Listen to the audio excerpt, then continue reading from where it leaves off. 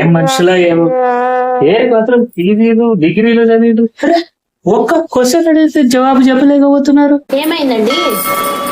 అరే ఏమైందంటే ఏం చెప్పాలి. ఇప్పుడు మార్కెట్కి పోయినానా, అక్కడ ఒక 7-8 మందికి ఒక క్వశ్చన్ అడిగినానా, ఆ క్వశ్చన్ కి ఆన్సర్ ఇస్తున్నారు. వాళ్ళు ఎవరు?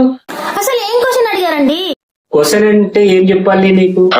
మరి నేను అడిగింది పెద్ద క్వశ్చన్ కాదు, చిన్న క్వశ్చన్. మళ్ళా ఒక్కొక్కళ్ళు డిగ్రీలు పీజీలు చదువుకున్న అమ్మాయిల్ని నేను అడిగింది, లాయర్లను అడిగింది. నన్ను అడగండి, నేను చెప్తాను ఆన్సర్.